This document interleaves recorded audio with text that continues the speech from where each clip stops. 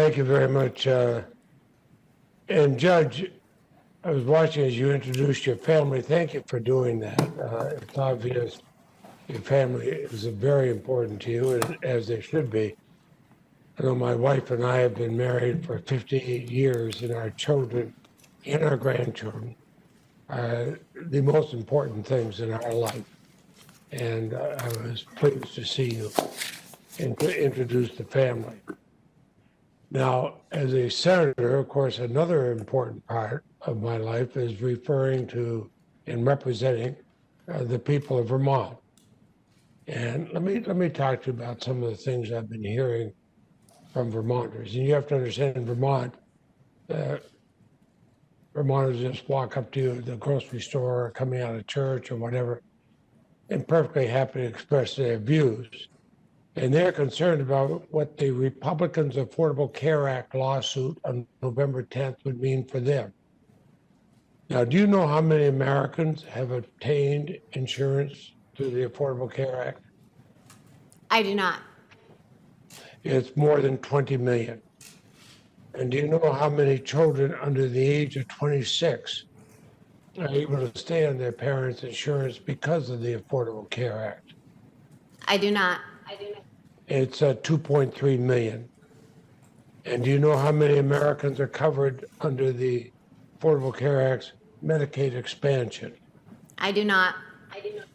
It's a little more than 15 million. And I look at that because I look at the people who called me from Vermont. I think of Alex Johnson. She's a single mother. She's a childhood cancer survivor.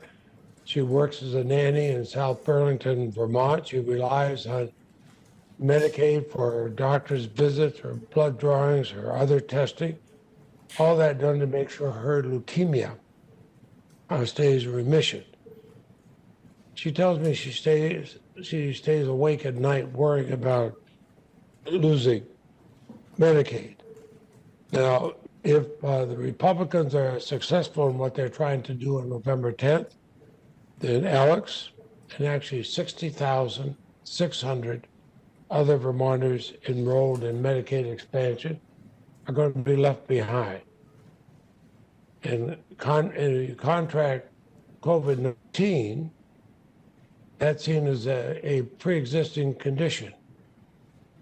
Do you know approximately how many million Americans have tested positive for the coronavirus and survived? I do not. That's more than 7,700,000.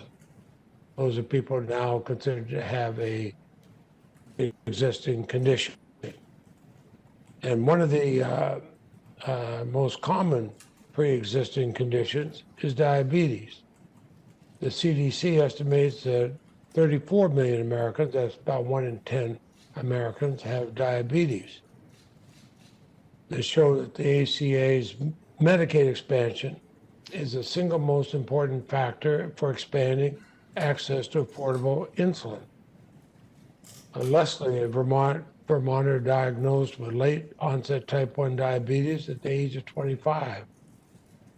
For years, she has depended on Medicaid to keep her alive and out of bankruptcy. Now, President Trump recently claimed that he's made insulin as cheap as water. I wish he had told the truth on that. We all know it's not. Leslie now has insurance to pay for insulin. And without this insurance, do you know how much? Because unlike what the president says, insulin is not as cheap as water. Do you have an idea how much Leslie's out-of-pocket expenses for insulin would increase? No, I do not. Thank you. And I wouldn't expect you to. There's no reason why you should, but Leslie's costs would more than triple. It would go up by $11,215 a year. That's in a state where the per capita income is $33,000. So I'm not suggesting that you're callous or indifferent to the consequences if the Affordable Care Act is overturned. you know these are real cases, and I think you're a sympathetic person. But I do believe that the president selected you because he wanted somebody with your philosophy, and he had a reason for it.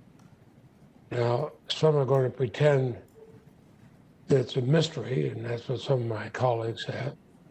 What a Justice Barrett would do when the Supreme Court takes up the latest attack on the ACA. President Trump has made it crystal clear. He's promised that his nominees would overturn the ACA. It's even in the official Republican Party platform. And when he said of the case to be argued next month, he said, we want to terminate health care under Obamacare, the ACA. And within hours of nominating you, he again repeated his hope that the ACA would be overturned. I know I mentioned my friend, the chairman, Senator Graham, knows the president as well as anyone here. He goes golfing with him. He spends a lot of time with him. And I think Chairman Graham knows that the president would not repeatedly promise the American people that his judges would overturn the ACA if he didn't mean it. And I think Senator Graham would have to agree that the president's confident Judge Barrett would side with him on November 10th. That's not necessarily a question of either one of you, but of course the chairman has an opportunity to respond on his time if he wants. But I think we know the president's confident. There's not been an issue in the last decade that's animated Republicans in Congress more in their zeal to overturn the Affordable Care Act. In fact, I counted up the other day, I was surprised at the answers. You know, Judge Barrett, that Republicans in Congress have voted to repeal or gut the ACA more than 70 times, 70 times in the last 10 years. And when they failed, they turned to the court. Do you know how many Republicans on this committee have joined amicus briefs urging courts to overturn the ACA in NFIB versus Sebelius and King versus Burwell? How many Republicans had voted? Was that the question? No. Do you know how many Republicans in this committee have joined in amicus briefs urging the courts to overturn the ACA? I don't. I'm having a little bit of trouble hearing Senator Leahy. Is there a way for the volume to be turned up? Yes, ma'am. I am sorry for that. It's on our end, Senator Leahy. That's okay. You can repeat the question and. Well, how is it coming through now? Very good. Very well, thank you. Well, and as you know, I've stayed away simply because I don't think it is safe for you or anybody else to be there. But my question is, do you know how many times Republicans on the committee you're sitting before have joined amicus briefs urging courts to overturn the Affordable Care Act? I do not know. It's at least 9 by my count. In fact, they've already weighed in on the November 10 case. 2 weeks ago, the Senate voted on whether to side with President Trump in Texas versus California. And 11 of the 12 senators on this committee sided with the Trump administration and asked to kill the ACA. Now, I understand that you will not share your views on Texas versus California. I know you look at Judicial Canon 3A6 and you're concerned that commenting may give future litigants that appear before you an indication of which way you would rule. Is that correct? Yes, that is correct. Okay. Now, my concern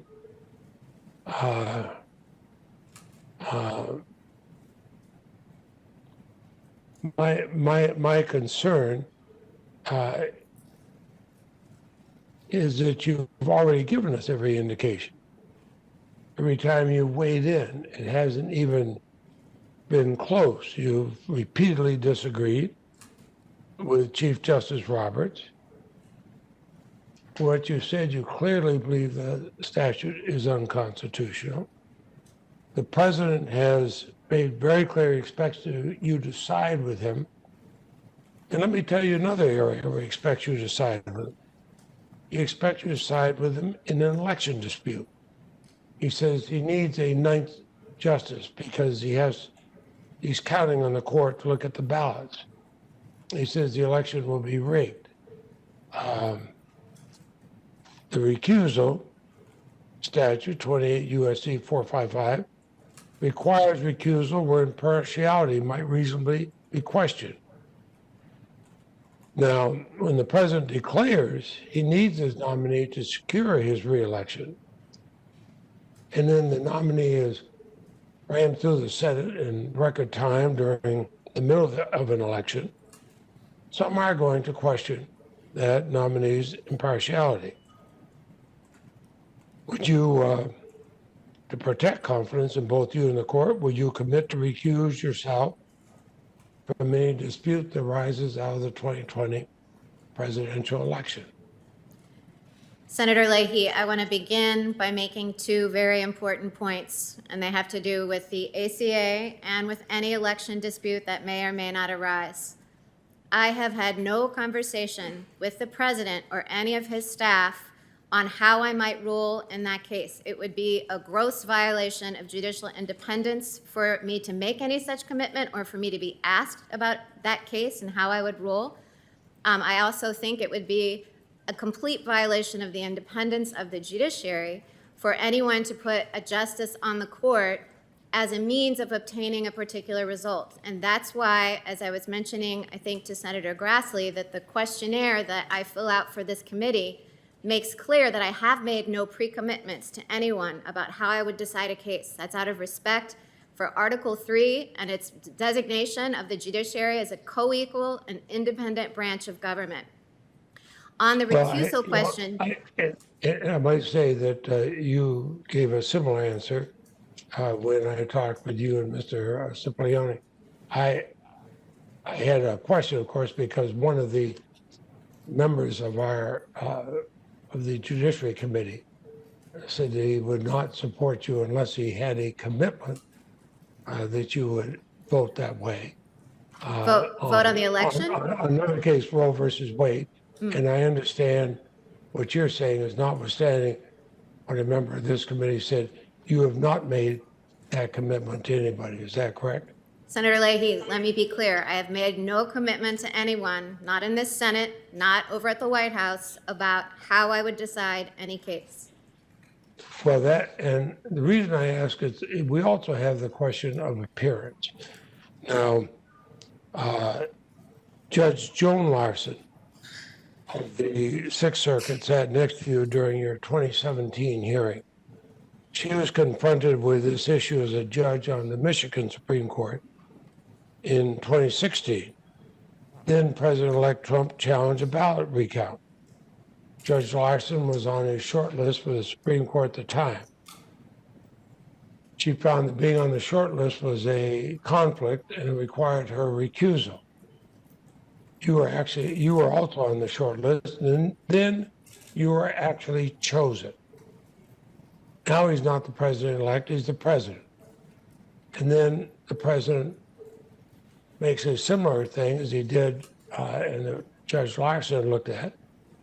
He's counting on you to deliver him the election. Judge Larson said that was a conflict for her and would have to recuse. You do not find his comments a conflict for you, is that correct?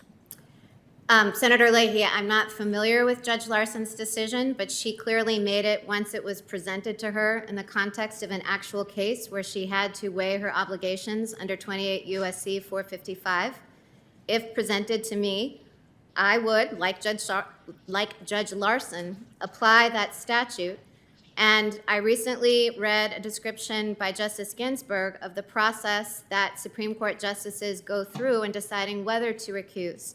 And it involves not only reading the statute, looking at the precedent, consulting counsel if necessary, but the crucial last step is that while it is always the decision of an individual justice, it always happens after consultation with the full court. So I can't offer an opinion on recusal without short-circuiting that entire process. Well, I think that what I worry about, and I've said over and over again, that if the courts are politicized, from the Supreme Court down to other courts, and I've argued cases in all levels of our federal courts, I've always assumed the judges are totally impartial no matter what president had nominated them. But this president has not been subtle, and he expects his nominee to side with him in an election dispute. I'm thinking of the credibility of our federal courts, and I hope you would at least consider that. The president said he needs a ninth justice because he's counting on the court to look at the ballots in case he loses, because that if he lost, that meant the Democrats had rigged the election. The recusal statute, as you know as well as anyone, 28 U.S.C. 455 requires a justice recuse herself in any proceeding in which impartiality might reasonably be questioned. Now, whether you like it or not, and I suspect you probably do not, the president has placed both you and the Supreme Court in the worst of positions. And so let me ask you a different type of question. I assume you agree with me that it's critical for Americans to have confidence in the Supreme Court. Is that true? That is true, and I agree with your earlier statement that the courts should not be politicized. Thank you. And I voted for an awful lot of Republican and Democratic nominated justices, as I did, of course, for Chief Justice Roberts, because I wanted to keep Supreme Court and other courts out of politics. But when the president repeatedly declares he needs his nominee as a way of securing his reelection, and that nominee is then rammed through the Senate in the middle of that election, well, you can see where the nominee's impartiality might be questioned. So my request is, in protecting confidence in both you and the court, are you able to commit to recuse yourself from disputes that arise out of the 2020 presidential election? Senator Leahy, I commit to you to fully and faithfully applying the law of recusal, and part of that law is to consider any appearance questions, and I will apply the factors that other justices have before me in determining whether the circumstances require my recusal or not. But I can't offer a legal conclusion right now about the outcome of the decision I would reach. Which is sort of boilerplate response on recusal. So let me ask you another question. You laid out the case for blocking President Obama's Supreme Court nominee, Judge Merrick Garland, for 10 months during election year. You argued in part that Justice Scalia was the staunchest conservative on the court, and Justice Scalia and I were personal friends. I'd voted for him, and I agree with you on that. You claim that the moderate and eminently qualified Judge Garland would dramatically flip the balance of the court. You said it was not a lateral move. That's your quote. It was not a lateral move. So now you're nominated to replace Justice Ginsburg, perhaps the staunchest champion for civil rights of the court. You claim that philosophy of Justice Scalia is your own. Of course, he was the opposite side of Justice Ginsburg in countless civil rights cases. Would you say that replacing Justice Ginsburg by yourself is not a lateral move, like you had urged when you supported the blocking of President Obama's nominee, Judge Garland? Senator Leahy, I want to be very clear. I think that's not quite what I said in the interview. It was an interview that I gave shortly after Justice Scalia's death. And at that time, both sides of the aisle were arguing that precedent supported their decision. And I said, while I had not done the research myself, my understanding of the statistics was that neither side could claim precedent, that this was a decision that was the political branches to make. And I didn't say which way they should go. I simply said it was the Senate's call. I didn't advocate or publicly support the blockade of Judge Garland's nomination, as you're suggesting. That's not what I'm suggesting. You said it was a lateral. It would not be a lateral move. What I was suggesting is that it was unsurprising that there was resistance as a political matter to that nomination because it would change the balance of the court. Surprised. I was surprised there was resistance insofar as there's so many, at that time, Republican members of the Judiciary Committee who had stated publicly before the vacancy that they thought Merrick Garland would be a good person to have on the court and somebody could appeal to both conservatives, liberals, and moderates. But I have full respect for Judge Garland. I beg your pardon?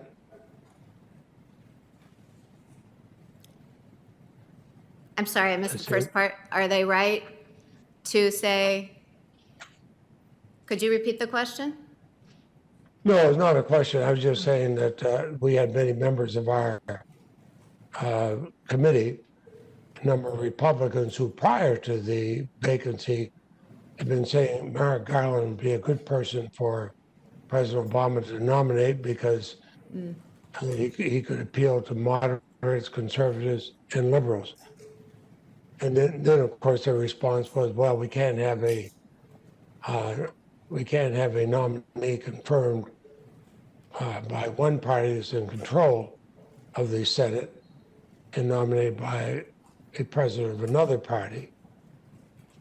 Of course, I pointed out I was here when Democrats controlled the Senate and President Reagan nominated Anthony Kennedy. And in an election year, Democrats confirmed it. But let me go to another area. 3-judge panel of the Seventh Circuit struck down 3 provisions of an Indiana law restricting reproductive rights. The state of Indiana requested en banc review of just one of the provisions, the fetal tissue disposition provision. Court split on whether to review the case, leaving intact the panel decision striking down the law. You joined Judge Easterbrook in his dissent. But then the dissent went out of its way to address a separate provision not before the court, the so-called reason ban. Your dissent called a eugenic statute.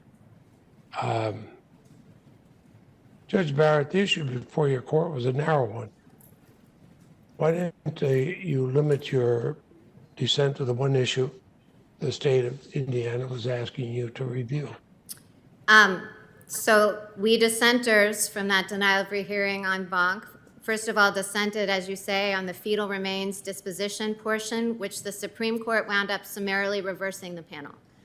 On the eugenics portion of the bill, it is true that the state of Indiana did not seek en banc rehearing on that, but we had many other states enter the case as amici, urging us to take that claim up. And what Judge Easterbrook's dissent did was explain why he actually thought it was an open question, but one best left to the Supreme Court. And we didn't reach any conclusion with respect to it. Well, and your whatever position you took would not have changed the final decision of the court. Now, in 2006, you signed an open letter that's published in the South Bend Tribune. You, on one side, the advertisement describes the legacy of Roe versus Wade as barbaric. On the other side, what you signed, you stated that you oppose abortion on demand, defend the right to life from fertilization to natural death. And I have certainly voted for some judges to take that position. But while not mentioned in the letter, the organization that led the effort believes that in vitro fertilization, IVF, is equivalent to manslaughter and should be prosecuted. Do you agree with them that IVF is tantamount to manslaughter? Senator, the statement that I signed, as you said, simply said, I signed it on the way out of church. It was consistent with the views of my church, and it simply said, we support the right to life from conception to natural death. It took no position on IVF. No, I understand that. And as I said, I voted for judges who take the same position you do. But I'm asking, do you agree with the St. Joseph County Right to Life that sponsored the ad that IVF is tantamount to manslaughter? Well, Senator, I signed the statement that you and I have just discussed. And you're right that the St. Joseph County Right to Life ran an ad on the next page, but I don't even think the IVF view that you're expressing was on that page. But regardless, I've never expressed a view on it. And for the reasons that I've already stated, I can't take policy positions or express my personal views before the committee. Because my personal views don't have anything to do with how I would decide cases, and I don't want anybody to be unclear about that. Let me talk about some of the positions you have taken. Before you became a judge, you were paid by the Alliance Defending Freedom, ADF, for 5 lectures. You gave them on originalism at the Blackstone Legal Fellowship. Now, I recall being asked about some of their controversies. Were you aware of ADF's decades-long efforts to recriminalize homosexuality? I am not aware of those efforts, no. Okay, one of the reading materials they had for the program that you lectured to several times spoke of that. In fact, they had filed a brief in Lawrence versus Texas in support of state laws punishing private homosexual activity.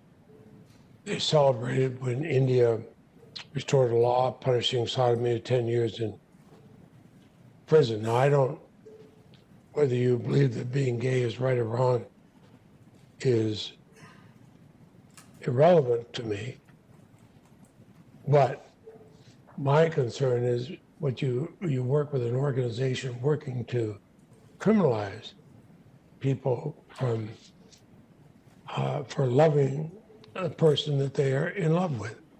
So that's what worried me. Did you? I wasn't sure if you wanted me to answer that. Mike's. Go ahead. Go My ahead. experience with the Blackstone program at which I spoke was a wonderful one. It gathers, best and brightest Christian law students from around the country. And as you said, I gave a 1-hour lecture on originalism. I didn't read all of the material that the students were given to read. That had nothing to do with my lecture. I enjoyed teaching the students about what my specialty was, which is constitutional law. And nothing about any of my interactions with anyone involved in the Blackstone program were ever indicative of any kind of discrimination on the basis of anything. Well, as you know, same-sex marriage, for example, and Senator Feinstein mentioned this at the beginning, is legal, certainly legal in my state, has been for some time. Do you feel that should be a crime? Same-sex marriage? Yes. Obergefell clearly says that there is a constitutional right to same-sex marriage. And do you agree with that, stare decisis? Well, Senator, for the reasons that I've already said, I'm not going to, as Justice Kagan put it, give a thumbs up or thumbs down to any particular precedent. It's precedent of the Supreme Court that gives same-sex couples the right to marry. Well, you mentioned Justice Kagan. She once wrote an opinion that it's not enough that 5 justices believe a precedent is wrong. Reversing course demands a special justification over and above the belief that the precedent was wrongly decided. Do you agree with that? I do agree with that. The doctrine of stare decisis itself requires that. You, having relied on stare decisis in many of my arguments before courts of appeals, I thank you for your answer.